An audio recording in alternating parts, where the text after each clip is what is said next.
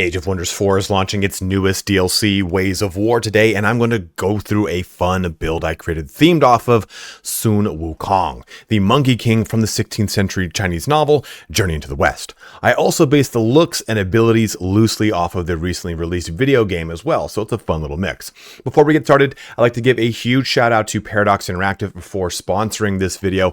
If you're interested in the Ways of War DLC, you can find a link to the game in my description. Also, keep in mind, Age of Wonders 4 will be free to play from November 7th to the 11th. So if you have yet to jump into a game that plays very similar to a cross between the Civilization and Heroes of Might and Magic franchises, I strongly encourage you to check it out. But in this video, we'll be having a lot of fun with the Immaterium, Chaos, and Shadow Tomes to give us a ton of stacking fire damage with benefits from burning and other status effects. Please keep in mind that this is less of a min-max approach and more of a fun, thematic take on playing the game. There are absolutely decisions that could be optimized, so use this video as a blueprint to create your own Monkey King themed character and race to dominate in Age of Wonders 4. I focus on as many aspects of the new Ways of War DLC, so we'll be using most of those options to create a fun narrative faction. Feel free to jump ahead to any part of the video that interests you the most using the chapters in both the timeline and the description. Also, don't forget to check me out on Twitch, where I stream this game and plenty of others every Tuesday, Thursday, and Saturday. But let's get started on the best Wukong fire build in Age of Wonders 4. Moving us into creation, let's actually create the Monkey King here. So we're going to use as much of the new DLC as possible to create a pretty fun race. Now, you could, of course, go through things in the more min-max approach to this, but like I said, I'm trying to lean in as much of the little things that say this little symbol right here for the Ways of War as possible. So starting us off, we're going to be using the Simian race because we're making the Monkey King, and we're going to look at our traits. So the Simian start off with light-footed, quick reflexes, and cheerful. So you could really swap any of these off. These are the ones that are pretty default here.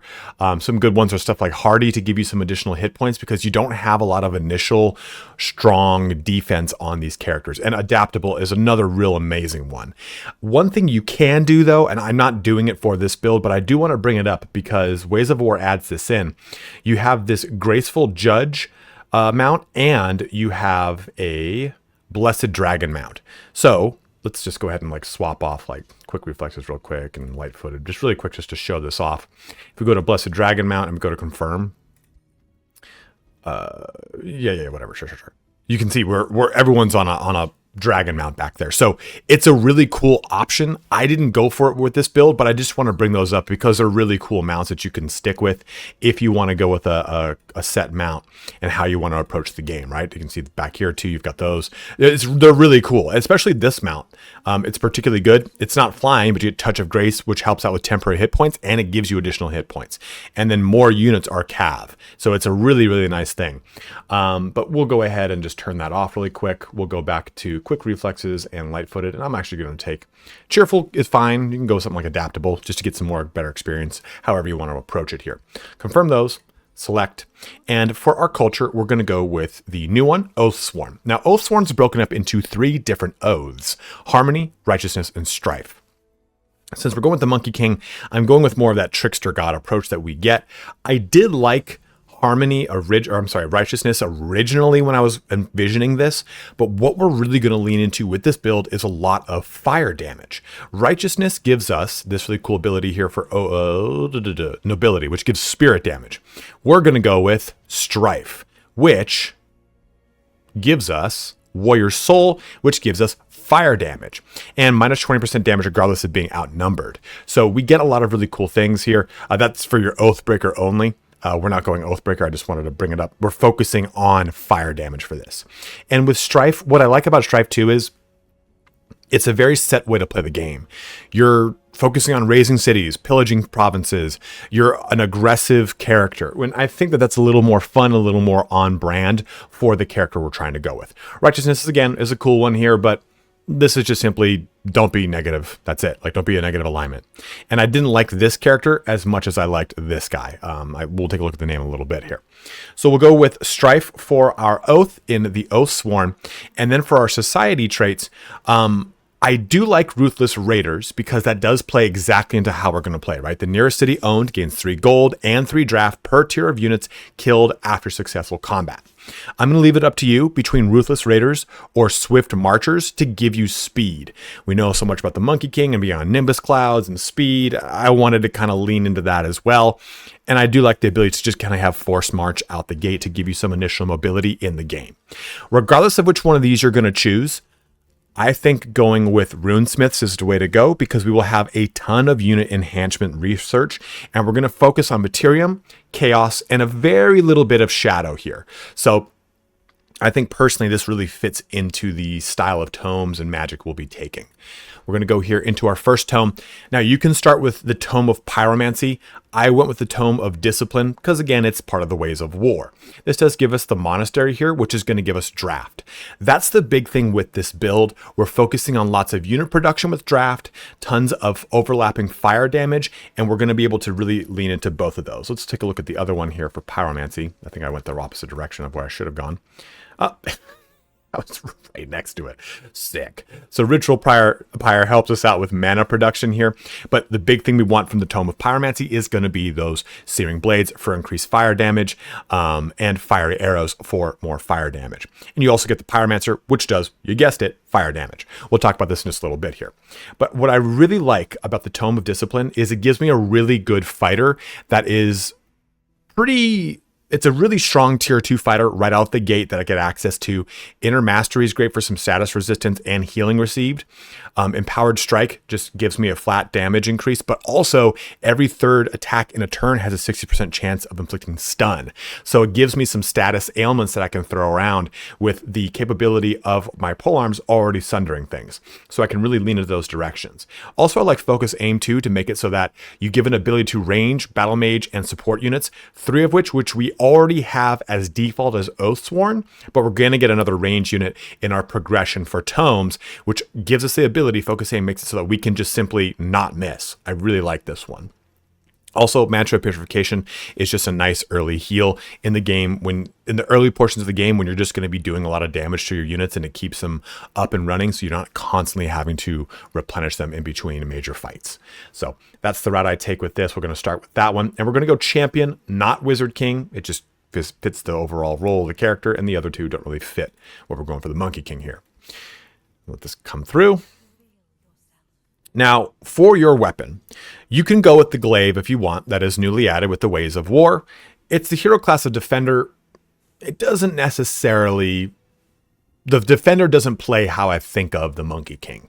I think we're going to go with... Well, I know we're going to go with the Flaming Great Club because that then makes us a warrior. Great Club is a little on point with the staff that the Monkey King has, but we don't have a staff to go off of right now, so we're going with the best we can. And then just kind of make a character. I basically based this character off of the game Wukong with a lot of gold and a lot of blue colors. In fact, I actually have the wrong color armor on here. Boop, there we go. Gold and blue colors to kind of go with it. We don't have a headband, unfortunately. He does have a mythical headband that I don't have access to, so we couldn't kind of pull into that. Where is my outfit? There. No, not my helmet. Yeah, I didn't have a cool headband here. This was kind of close to it, but it didn't really fit the bill. So this is our general character. It's a pretty solid look here as far as replicating the Monkey King. And for the banner, I went with something just, again, blue and orange, taking the strife symbol from the game into this. And for the race, it's just the same thing, right? I'm recreating a monkey race, a Simian race. And for our mount type, again, I went with part of the new DLC with the Way of War with this little like ward-like wolf character. So I've got that for our mount.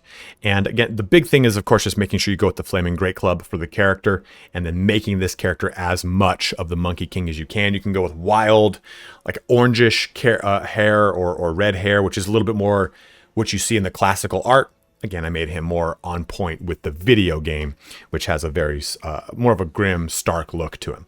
And after we do that, I've gone with the name SUN WUKONG, and then the name. It's because their Wukong is modeled after the macaque. Not because it's funny to say the word macaque, but still, that's the monkey type that they're modeled after. And the mountain of flowers and fruit, which I could not put the full name on, so I went with that mountain right there, which is what it actually is supposed to be technically. So this is our character, let's jump into the game and talk about the progression for how our tomes are going to go. Loading in. The big thing we're going to focus on here is that fire damage. We're going to pull a lot of that in. And with our tome selection, we're also going to try to do stuff with chaos as much as possible, right? Trying to be that trickster god in the same vein as like a Loki. So when we take a look at our capability as Oathsworn, like I said, we get Warrior Soul, which will give us a cascading benefit of a neutral at 2 fire damage just out the gate, then to 3, 4, and 5 additional fire damage. And let's take a look too, really quick, at our units. I couldn't think of the word. So we're going to be looking at, let's also send our thing to Strife. Won't really matter that much. We're going to look at our Sworn Guard. And of course, it doesn't really matter here what race it's selecting for us, but we'll be fine. The Sworn Guard, we have melee attack here, which is going to also sunder the defensive things. Of course, we're using polearms. It's going to help us out. Charge resistance, first strike, all great things. Warrior Soul is the big thing. And as we go down into Honor Blades have a really strong capability with defensive strike. It costs only 1 action to use, strike at a unit, and then enter defense mode immediately, so it gives them a little bit more defense. They have a 3/2, 3 defense, 2 resistance right out the gate, which is a solid unit as a tier 1 fighter. But we will eventually knock them off for other things. They have a high upkeep too of 2 gold. And if we look at the Seal Bearers, this is the beginning of being able to turn on fire on demand outside of our Warrior Soul capability.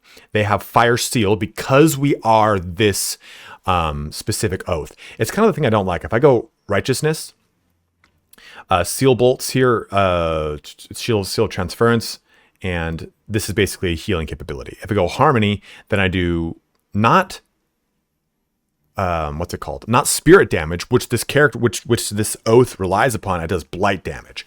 So I went with Strife 2 because I can really stack my fire damage. The Battle Mage unit will do Seal Bolts, which just does 6 fire and 6 spirit. And Fire Seal, which is cool. It deals damage and then makes it so that anytime I cast Seal Bolts, it will not miss. So deals damage, inflicts Seal of Fire. At the start of the turn, this unit sustains 12 fire damage and cannot be, well, there's a link here that tells you that. Here it is. Unleash the fire action affected by line of sight rule cannot be used when, there's something that tells you that, I swear to God, it's here, that if there's something is targeted with a Fire Seal, Seal of Fire, then when you cast Seal Bolts, it will never miss. So it's a nice way to always have this on demand because you cast this on that first turn, cost you 3 actions, and then the next turn you can just dump this 100% accuracy into them. You have your Vow Keeper, which is your support unit here, and the nice thing here is this is basically it can remove or add a status effect here. Target 1 unit sustains damage and has 1 positive status effect removed, or remove it from your own army. Gains 3 status protection, and then lastly it's a heal. So it's a really strong support unit that happens right out the gate because you're going to have it in your army, but it's just a tier 2. It's really easy to get to. For our main character though, it is the Warbound, and the Warbound has a Flaming Charge Strike, which does 5 fire damage on in and of itself, which is cool. Gains +5 fire damage per hex traveled up to 3 hexes. So this can do an additional 15 fire damage just using the character, then use the Warrior Soul added into this. We're going to have a lot of fun. At Paragon level, Devotion gain the Infernal Blaze capability. Gain 3 Infernal Might for 3 turns. What's Infernal Might? Let's go over this. Base attack have 1 fire damage. Can stack up to 5 times. Effects are increased for non-repeating attacks. So we're cascading tons of fire damage without even getting into our tomes. So we've talked about these units. Now let's get into those tomes. So the first tome we're going to go for after our initial Tome of Discipline is the Tome of Pyromancy. And the big 3 that we're looking at here, well, it's 2 big ones really more than anything. It is Searing Blades. This is going to make all of our melee attacks, yeah, they're going to do 2 less fire damage, or I'm sorry, physical damage, but they're going to do now 4 more additional fire damage on top of the 4 fire damages you will eventually get from your Devotion capability, and plus 20% damage against targets that are burning. Of course, unit sustains 4 fire damage every turn. So we want to basically be able to stack burning onto things, stack our fire damage, and we're going to roll that through our entire army. Fire arrows here will apply only to range units, and we will have 1 range unit we will take advantage of. You do have 1 range unit in your scout, so it's one that you can use right away. Pyromancer is another cool one just to get additional fire damage. I like Ignite here, sustains 25 damage, and then inflicts burning, so we do 20% more damage on stuff. It's a cool one here in Immolate as well, sustain 10 fire damage, sustain an extra 15 damage if they are burning. So I would think Searing Blades, Fire Arrows, and Ignite are three of the crucial ones, and then you can jump into a Pyromancer or Immolate as you see fit. Ritual Pyre just helps out with mana production, and it counts as a forester. So if you are in a real big forest location, this is a cool way to pull some additional benefit out of forests around you. So after those first two initial tomes, though, we're going to want to jump into that tier 2 tome. And we have our Shadow Affinity to do so, because our first tier 2 tome I want to go into is the new Tome of Shades, which is already in line with what we're doing, right? We already have some Immaterium being generated, and we have some Shadow that's going to start coming to us. The big things here are Shadow Blades ignore 50% of the target's defense and resistance against units that are blind, so we need to now work on blind. Living Shadows here wreathes a target race in swirling shadows, granting them evasion, and when attacked from within 2 hexes, the attacker has a base 60% chance of becoming blind. So these two things work in conjunction. Something attacks us, it blinds them. Our Shadow Blades then have the chance to just completely ignore that armor against targets that are blind, right? We get the Shade as well, a stealthy skirmisher unit that specializes in finishing off units, targets. So the big thing here is Fatal Strike to do some pretty cool critical damage. Damage increases based on targets' lost hit points. So the lower they are, the more it does. And then throw a Shadow Dagger, which inflicts blind. So they give us a nice way to, or base 90% chance to inflict blind at least. So it's a cool way to have some fun with stuff. They also get a Rending Shadows here, sustain 16 damage, a 90% chance to inflict blind, and have a 90% chance of granting Sundered defense. So these things work in conjunction with our Polearm unit, who already is going to be able to sunder defense. It allows us to get a lot of really fun benefit out of the fact that, yeah, we're going to be doing a lot of fire damage, but this allows us to do raw damage as well by lowering their defense and their resistance. Shade Network is cool here too, because it helps knowledge income. It's a city structure, and for each non-owned city that shares a border with this city as well. So it's a cool way to just get a lot of knowledge, and knowledge is going to push you through your tome progression even faster. After the Tome of Shades, we're going into the Tome of Revelry. Again, chaos, fun, and we're going to spend a lot of time in chaos. There's a lot of really good things from this tome. The Scald is a very good unit. It is a support unit. I'm not going with it for this build. I just know it's a really good one, so it's there if you want to tap into it. Blood for your weapons, though, morale and strengthen when they kill a unit. Strengthen here just gives us a flat damage increase, and it stacks up to 5 times. Melee and physical melee and physical range attacks also gain a 2 physical damage. So we offset the damage we lost from the Tome of Pyromancy, which is really nice here. Reveler's Heart 2 helps out with morale. Revels of Carnage, units in a target-friendly army gain 30% experience from combat for 3 turns. So this just helps you cascade a lot of leveling into your characters, into your units. And Revels of Blood at the start of the battle, attacking units gain 10 morale, and you, the defender, has 10 reduced. Carnival of Flesh here is pretty cool because it helps out with even more draft, and you get more draft from adjacent farms wherever you place this, and it counts as a farm. So this is great for pushing your population, but again, we want to make sure we have good draft production so we can have the tools to go to war. War means that we can push through our devotion, and pushing through our devotion gives us more fire damage, right? So now we talked about tier 2, let's go into tier 3. Thematically, the Tome of Pandemonium just makes a lot of sense here as well. What we're going with is the Vessels of Chaos for 10% damage for each of the target's negative status effects. Stacks up to 3 times, so this could be 30%. We can have fun with this in sieges and tightly packed units with Mass Hysteria. Inflicts a random negative status effect on all units in a 1 hex radius. Also, Havoc Magic grants base magic attacks to the enchanted units, and we have lots of battle mage unit and support units that have a chance now to inflict a random negative status effect. Just gives us that ability to stack the damage on here from Vessels of Chaos. Infectious Insanity is pretty cool here too. 90% chance of being inflicted with an Infectious Insanity for 2 turns. This is a negative status effect, but infected unit is inflicted with Insanity, and attacks have a 50% chance of inflicting Infectious Insanity as well. So we can have some fun with these. There is the Chaos Eater that you can also play with. It's a pretty cool close range Battle Mage unit, and Battle Mage unit means it benefits from Havoc Magic. I don't remember if that actually affects your summon units or not. I'm pretty sure it does, but feel free to correct me in the comments if I am wrong. The other tome we're going to go with for tier 3 is the Tome of Devastation, because the big thing here is flame burst weapons. 20% critical hit chance. Whenever this unit kills another unit, the unit explodes, dealing 20 fire damage to adjacent enemy units. This is going to go for our shock, shield, fighter, polearm, and skirmisher units. What remember here, when we take a look at our shadow, where is it? Where are you?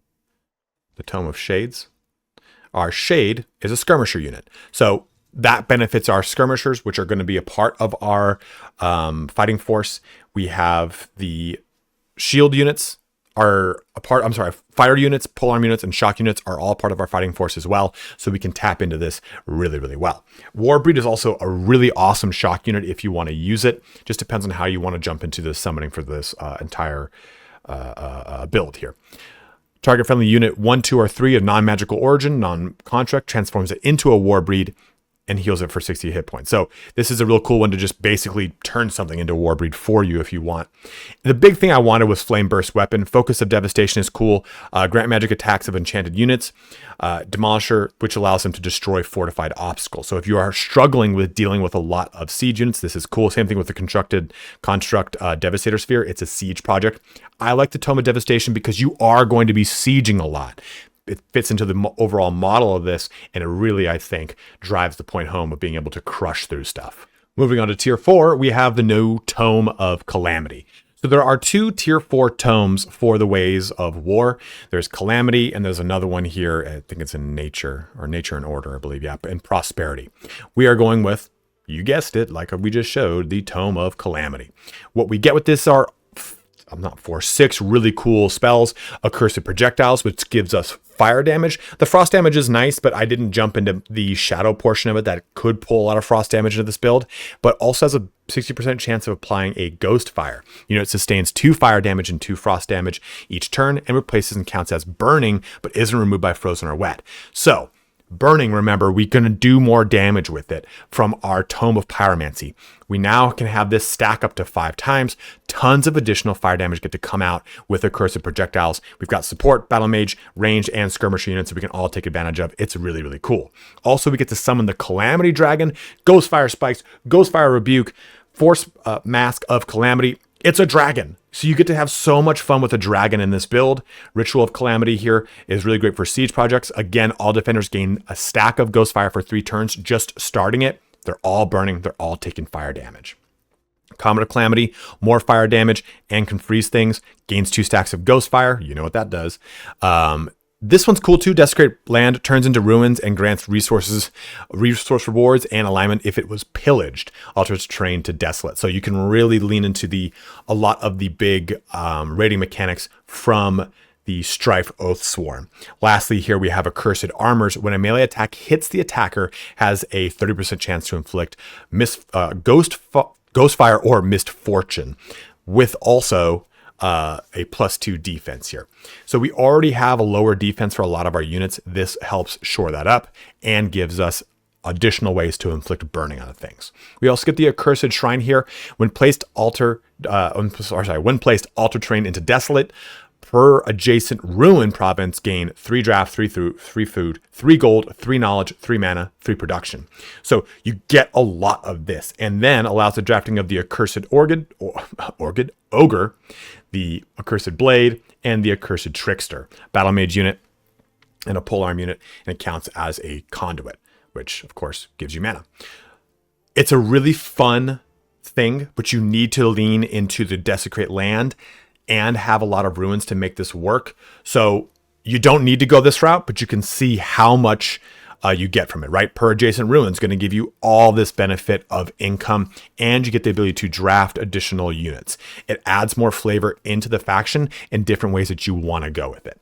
Now, our other tier 4 tome is going to be in Materium, and it's going to be the Tome of Crucible. It's just going to be way more of a lot of this stuff we've talked about. Meteor arrows, dealing fire damage, gain demolish for making them able to destroy reinforced obstacles. Lava burst is more fire damage and inflicts burning. Meteor shower is a big, 2 meteors impact next to random enemies when you cast this, as well as the start of your turn. Each meteor deals 15 damage and 15 physical in a 1 hex radius. Fortified Crucible is a city structure here. That's going to be nice for defense because it now is going to do fire damage. And then Pyroclastic Eruption is a terraforming spell, has its province improvement raised, transforms it into desolate terrain, which jumps off of the last tome we talked about, right? Using desolate terrain to take advantage of with the actual conduit. And enemy units in this province sustain more fire damage. We also get the Great Foundry for more draft, some gold, counts as a mine, all sorts of great stuff, and it allows you to also get the Magma Spirit, which is going to be able to do more fire damage. Our last thing here, though, is the 5th tome, and that one is going to be Chaos Channeling. You can go with Chaos Lord if you want. It's cool. It just didn't really fit overall what I wanted. Call Forth Avatar of Chaos did remind me of the whole, oh, I'm going to pluck one of my hairs and throw it out, and it's another Monkey King, because you can duplicate yourself with this. And that's a cool one. You can definitely go this route. I just wanted to get away from the demon route and do more of just the general chaos thing you get from chaos channeling. I like Scion of Flame. Makes the target raise the embodiment of fire, granting them fire resistance. Vengeful Flames. So now they just do damage whenever they attack things, and they have a chance to burn them. Our previous one too, you have to remember though, this is a minor race transformation. This is a minor race transformation. Oh, this is a unit enchantment. I'm sorry. I thought this was a minor race transformation. I got a little scared for myself. So never mind. I thought those weren't going to overlap. So never mind. You're totally fine here. I was like, oh no. I led them down the wrong path. But that armor plus Scion of Flame, we have so many chances to give them Ghost Fire or to give them Burning. And that all gives us 20% more damage. Fiery Wake, which ignites flammable areas such as floral obstacles and immunity to burning as well. Fan the Inferno for more fire damage and inflicts burning. Infernal Focus. Infernal Might for 3 turns, which we've talked about with our Capstone unit. That's +1 fire damage, stacks up to 5 times. Golden Horde summons a full army of random scout units. This is cool for just being able to if cast within enemy territory, instantly pillages it, right? Which jumps into our devotion capability to help us out and keep that topped off. And lastly, Sacrificial Slaughter. Target friendly unit explodes, and enemy units within 2 hexes sustain 20 fire damage plus 5 fire damage per tier of the sacrifice unit. It's just more fire damage. Good to have so much fun with fire with this build. And at that, it brings our video here to a close. You can see that we've done a lot of fire damage with this build, and it is easy to stack fire damage in this game. But I think the natural capabilities of using your devotion here at the top, and you gain that devotion by entering wars, raising a city, not allowing units to rout in events, winning combat with lower power, and winning combat with higher army power. All of those are really leaning into a lot of the stuff that we've chosen tome-wise. That leads us to a really high warrior soul, so that we just do a base +5 fire damage for everything, on top of all the additional benefits of burning things, getting additional benefits for hitting burning objects, for being able to spread burning on the battlefield like an insane amount. Is going to be a very fun build. I think that this ultimately fits the scope I had for this character, but if you would approach the Monkey King in a different way, go ahead and let me know in the comment section below. Would you sprinkle some order in here other than Materium and go about that entire twist on things and try to pull more spirit damage into this and try to go with a spirit build? Or would you stick with Warrior Soul and with Warrior Soul and Strife and lean into fire damage, but also maybe now start to borrow from Shadow to get some cold damage in there as well? The Tome of Calamity and the Tome of Shades were my 2 big targets for this build, and I wanted to build around them as much as I could. So let me know in the comment section below how you might approach your Monkey King in Age of Wonders 4. But as always, guys, thank you so much for watching here today. Have a good one and take care.